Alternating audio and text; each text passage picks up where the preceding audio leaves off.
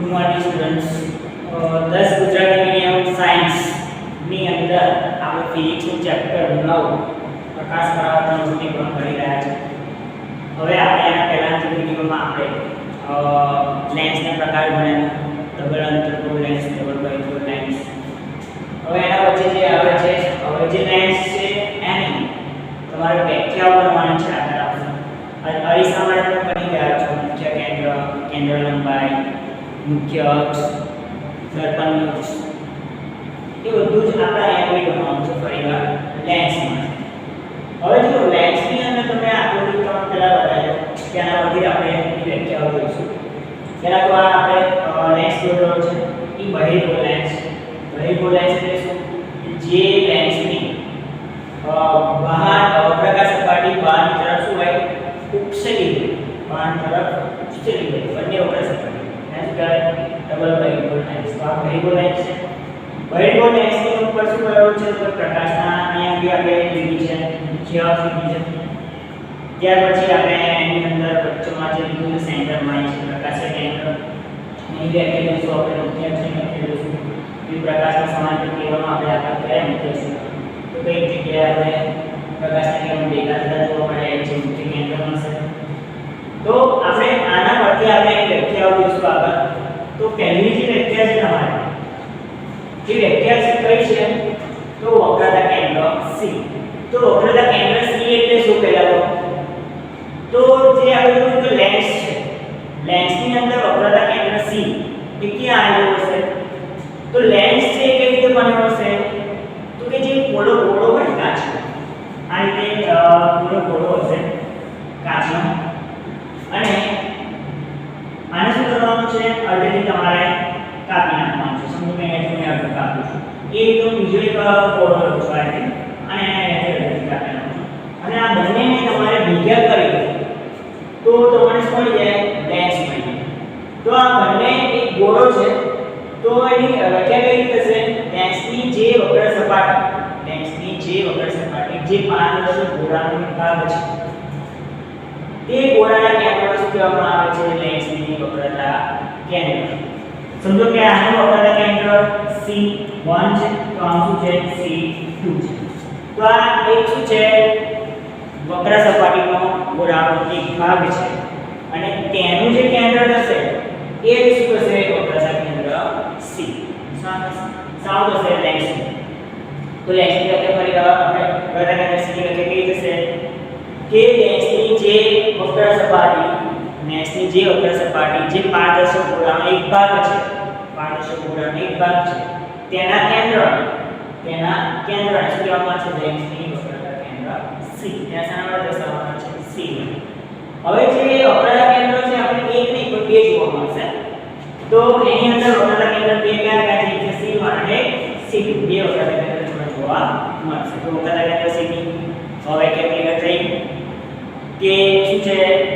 જે લેન્સની જે વક્ર સપાટી, જે પોલા ગોળાનો ભાગ છે, તેના કેન્દ્ર કહેવામાં આવે છે લેન્સની વક્રતા કેન્દ્ર C. ત્યાર પછી આવે છે મુખ્ય અક્ષ. મુખ્ય અક્ષ હવે આપણે જોયું કે વક્રતા કેન્દ્ર C છે, આકૃતિમાં ક્યાં આવેલું છે? તો આની અંદર જે આપણે લેન્સ દોરેલો છે એની અંદર આ પોલા ગોળાનો ભાગ આપણે લઈએ તો આ વક્રતા કેન્દ્ર C1 આવ્યું છે, અને આટલેથી આપણે પોલા ગોળાનો ભાગ લઈએ તો વક્રતા કેન્દ્ર C2 આવ્યું છે. એ રીતે લઈશું આપણે મુખ્ય અક્ષ. તો મુખ્ય અક્ષ જો તમને આ મુખ્ય અક્ષ છે, તો આ લેન્સ અને આ મુખ્ય અક્ષ. તો મુખ્ય અક્ષની વ્યાખ્યા જોઈએ. શું કહે છે? લેન્સની બંને વક્ર સપાટીઓના કેન્દ્રો C1 અને C2 માંથી પસાર થતી કાલ્પનિક રેખાને શું કહેવામાં આવે છે? લેન્સની મુખ્ય અક્ષ. C1 અને C2, તો આ છે C1 અને આ C2. તો C1 અને C2 માંથી પસાર થતી કાલ્પનિક રેખા એને શું કહેવામાં આવે? મુખ્ય અક્ષ કહેવામાં આવે છે. કોની? લેન્સ. લેન્સની મુખ્ય અક્ષ કોને કહેવામાં આવે છે? તો કે વક્રતા કેન્દ્ર C1 અને C2 માંથી પસાર થતી કાલ્પનિક રેખાને મુખ્ય અક્ષ કહેવામાં આવે છે. તો આ તે મુખ્ય અક્ષની વાત. ત્યાર પછી આવે પ્રકાશીય કેન્દ્ર. પ્રકાશીય કેન્દ્ર એટલે સામાન્ય દર્શાવવામાં આવે છે O. તમે આકૃતિમાં આપણે જોઈ વાયુ હોય છે આ શું છે પ્રકાશીય કેન્દ્ર છે તો પ્રકાશીય કેન્દ્રની વ્યાખ્યા કેવી હશે લેન્સના મુખ્ય અક્ષ પર આવેલ લેન્સના મધ્ય કેન્દ્રને લેન્સનું પ્રકાશીય કેન્દ્ર કહેવામાં આવે છે લેન્સના મુખ્ય અક્ષ પર આવેલ લેન્સના મધ્ય કેન્દ્ર તો એની અંદર જો અનુકૂળમાં આ લેન્સ છે અને એનો આ મધ્ય ભાગ તો લેન્સના મધ્ય ભાગમાં આવેલા મધ્ય કેન્દ્ર અને આ મધ્ય કેન્દ્ર મધ્ય બિંદુ થયું તો લેન્સના મધ્ય ભાગમાં આવેલા મધ્ય બિંદુ અથવા મધ્ય કેન્દ્રને શું કહેવામાં આવે છે પ્રકાશીય કેન્દ્ર O કહેવામાં આવે છે લેન્સના મુખ્ય અક્ષ પર આવેલા લેન્સના મધ્ય કેન્દ્ર શું કહેવામાં આવે છે પ્રકાશીય કેન્દ્ર ચલો આના પછી બીજી વ્યાખ્યા જોઈએ લેન્સનું મુખ છે એની વ્યાખ્યા શું હશે તો લેન્સની વર્તુળાકાર કિનારીના વ્યાસને લેન્સનું મુખ કહેવામાં આવે છે લેન્સની વર્તુળાકાર કિનારી એટલે જોયો આટલેથી આટલો ભાગ અને આટલેથી આટલો ભાગ એની આકૃતિ આપણે અહીં આગળ આપી છે તો જો આ વર્તુળાકાર ભાગની કિનારી આ વર્તુળાકાર ભાગની કિનારી તેનો જે વ્યાસ મળશે ને એને આપણે દર્શાવીએ કે આને આપણે m અને આને આપણે m ડેશ તો આટલેથી આટલો ભાગ અને આટલેથી આટલો ભાગ એ જે કિનારીનો જે વ્યાસને x કહેવામાં આવે છે તો કે એને કહેવામાં આવે છે લેન્સનું મુખ લેન્સનું મુખ એટલે શું લેન્સની વર્તુળાકાર કિનારીના વ્યાસને લેન્સનું મુખ કહેવામાં આવે છે ત્યાર પછી આપણે પાંચમા નંબર પર છે વક્રતા ત્રિજ્યા વક્રતા ત્રિજ્યા એટલે શું વક્રતા ત્રિજ્યા છે એ સેમ વક્રતા કેન્દ્ર તો એવી રીતે લખવાનું છે તો બહિર્ગોળ લેન્સની જે વક્ર સપાટી બહિર્ગોળ લેન્સની જે વક્ર સપાટી ગોળાનો ભાગ છે તેની ત્રિજ્યાને શું કહેવામાં આવે છે વક્રતા ત્રિજ્યા તો આપણે જોવા જઈએ આકૃતિની અંદર વક્રતા ત્રિજ્યા આપણે અહીં આપી છે r1 છે અને અહીં છે r મતલબમાં આટલેથી આટલો ભાગ લો આટલેથી આટલો ભાગ તો એક ગોળાનો ભાગ તો અહીંયાથી આટલેથી આટલો ભાગ તો ગોળાનો ભાગ તો અને તેની ત્રિજ્યા તમને જો જોવા મળશે ને r1 અને r2 એને શું કહેવામાં આવે છે વક્રતા ત્રિજ્યા r વ્યાખ્યા કઈ રાખશો વ્યાખ્યા એવી હશે બહિર્ગોળ લેન્સની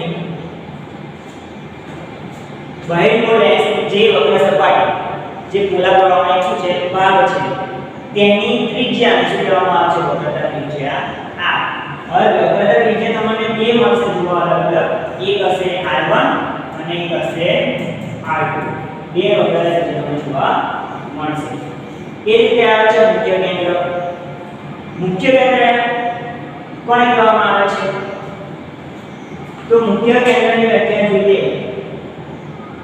તો આની અંદર જો આકૃતિમાં મુખ્ય કેન્દ્ર આપણને જોવા મળ્યા છે આ f1 છે અહીં બે બીજું મળ્યું છે f1 અને આ f2 2f બે વક્રતા મુખ્ય કેન્દ્ર આપેલા છે વ્યાખ્યા કઈ લખશો કે જ્યારે આ મુખ્ય અક્ષ છે વ્યાખ્યા લખશો કે બહિર્ગોળ લેન્સની મુખ્ય અક્ષને સમાન બહિર્ગોળ લેન્સ છે બહિર્ગોળ લેન્સની મુખ્ય અક્ષને સમાંતર પ્રકાશના કિરણો આપાત કરતા આ જે પ્રકાશીય કેન્દ્ર ઓ છે ને ત્યાં તો કે મુખ્ય અક્ષને સમાંતર પ્રકાશના કિરણો આપાત કરતા તેનું વક્રીભવન થઈ મુખ્ય અક્ષના જે બિંદુએ કેન્દ્રિત થાય તે બિંદુને શું કહેવામાં આવે છે મુખ્ય કેન્દ્ર F મુખ્ય કેન્દ્ર કેટલા છે તમને F1 અને F2 બે મુખ્ય કેન્દ્ર તમને જોવા મળશે તો એની વ્યાખ્યા આપણે બોલો એ રીતે આવશે અહીં આપેલી છે બહિર્ગોળ લેન્સ પર મુખ્ય અક્ષને સમાંતર પ્રકાશના કિરણો આપાત કરતા તેનું વક્રીભવન થઈ મુખ્ય અક્ષ પરના જે બિંદુએ કેન્દ્રિત થાય તેને શું કહેવામાં આવે છે તે બિંદુનું મુખ્ય કેન્દ્ર F કહેવામાં આવે છે અને મુખ્ય કેન્દ્ર F નો હશે આપણને F1 અને F2 બે જોવા મળશે તો એના પછી છેલ્લી જે છે એ વ્યાખ્યા છે કેન્દ્ર લંબાઈ એટલે શું તો કે કેન્દ્ર લંબાઈની અંદર શું હતું કે લેન્સના પ્રકાશીય કેન્દ્ર O અને મુખ્ય કેન્દ્ર વચ્ચેના અંતરને કેન્દ્ર લંબાઈ કહેવામાં આવે છે કેન્દ્ર હવે આની અંદર જો આકૃતિમાં જોઈએ આપણે આ શું છે પ્રકાશી કેન્દ્ર છે હવે મુખ્ય કેન્દ્ર આ F છે તો કે મુખ્ય કેન્દ્ર F અને પ્રકાશી કેન્દ્ર O આટલેથી આટલું અંતર અને આટલેથી આટલું અંતર એને શું કહેવામાં આવે છે કેન્દ્ર લંબાઈ F1 અને F2 તો કે પ્રકાશી કેન્દ્ર O અને મુખ્ય કેન્દ્ર F વચ્ચેના અંતરને કેન્દ્ર લંબાઈ કહેવામાં આવે છે થઈ ગયું ક્લિયર કેન્દ્ર લંબાઈની વ્યાખ્યા લેન્સના પ્રકાશી કેન્દ્ર O અને મુખ્ય કેન્દ્ર વચ્ચેના અંતરને શું કહેવામાં આવે છે કેન્દ્ર લંબાઈ F કહેવામાં આવે છે લેન્સની બે કેન્દ્ર લંબાઈ છે F1 અને F થઈ ગયું ક્લિયર તો આપણે ટોટલી 7 વ્યાખ્યાઓ ભણ્યા એમાં આપણે અલગ અલગ વ્યાખ્યાઓ લીધી પહેલી જે વક્રતા કેન્દ્ર વક્રતા ત્રિજ્યા દર્પણ કેન્દ્ર લંબાઈ મુખ્ય કેન્દ્ર મુખ્ય અક્ષ આ બધી વ્યાખ્યાઓ આપણે હવે આ વ્યાખ્યાઓ મોસ્ટ ઓફ IMP છે આ વ્યાખ્યાઓ પૂછાતી હોય છે બોર્ડમાં તો આટલી વ્યાખ્યાઓ છે તમે કમ્પ્લીટ કરી દેજો અને લખી કાઢજો કે આગામી જે વિડિયો છે આગામી જે થિયરી છે ફરી આપણે આગળ ભણીશું થેન્ક યુ